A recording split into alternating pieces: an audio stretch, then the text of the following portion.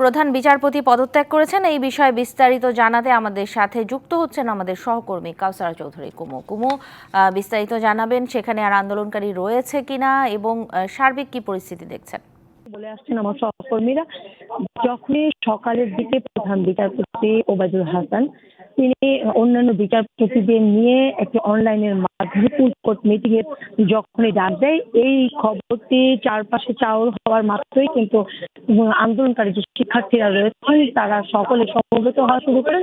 জমায়েত হয়ে তারা উচ্চ আদালত হাইকোর্ট প্রাঙ্গণে তারা এখানে এসে জড়ো হন এবং প্রধান বিচারপতির পদত্যাগের দাবি জানান। তারা আলটিমেটামও দিয়ে দেন যে দুপুর 1টা নাগাদ তাকে পদত্যাগ করতে হবে, আর তা না হলে শিক্ষার্থীরা প্রধান বিচারপতির বাসভবন ঘেরাও করবেন। এরকম আলটিমেটামের মুখে চাপে পড়ে কিন্তু ইতিমধ্যে প্রায় দুপুর 2:30টা নাগাদ প্রধান বিচারপতি তিনি পদত্যাগ করেন। এই পদত্যাগের আগেই যিনি অন্তর্বর্তীকালীন সরকারের উপদেষ্টা আইন বিচার ও সংসদ বিষয়ক যিনি উপদেষ্টা আসিফ নজরুল তার সাথে আলোচনা করেই সিদ্ধান্ত নেন যে তিনি পদত্যাগ করবেন এবং বিষয়টি পরবর্তীতে যে উপদেষ্টা নিশ্চিত করেছেন। এবং এখনো যেহেতু উপদেষ্টা বলেছেন আসিফ নজরুল যে তিনি বলেছেন এখনো পর্যন্ত প্রসেস চলছে, কাগজপত্র এখনো হাতে আসেনি, কাগজপত্র হাতে আসলে তারা দ্রুত সময়ের মধ্যে রাষ্ট্রপতির কাছে পাঠিয়ে দিবে এবং সমস্ত প্রক্রিয়া শেষ হয়ে যাবে এবং অন্যান্য যে বিচারপতি আছে তারাও যেন পদত্যাগ করেন এই বিষয়টিও তারা বলছেন যে এখনো পর্যন্ত তাদের কোনো কাগজপত্র হাতে আসেনি।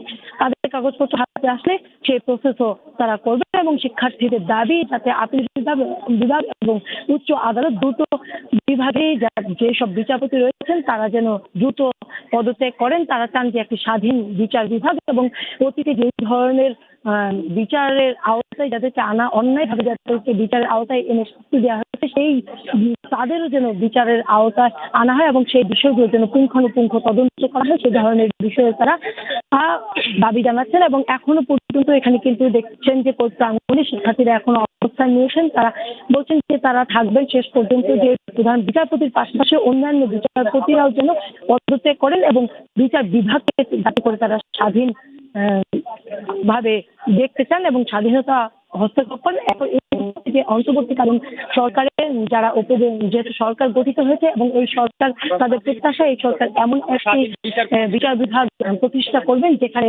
সর্বসাধারণ সব মানুষের স্বাধীনতা থাকবে এবং সুষ্ঠু বিচার পাবেন। যে কোনো মানুষকেই তাদেরকে সুষ্ঠু বিচারের আওতায় আনা হবে। যাদের অপরাধ থাকবে তারা নিশ্চয়ই তাদের সেভাবে করে তারা অপরাধী হিসেবে চিহ্নিত হবেন এবং নিরপরাধ মানুষ যাতে করে বিচার থেকে কোনো অন্যায়ভাবে তাদের বিরুদ্ধে যাতে করে হয়রানি এবং বিচার পূর্বত মামলার যাতে কোনোভাবেই তারা হয়রানির শিকার না হয় সেটি দাবি জানাচ্ছেন। তারা বলছেন যে তারা এখানে থেকে যাবেন যতক্ষণ পর্যন্ত অন্যান্য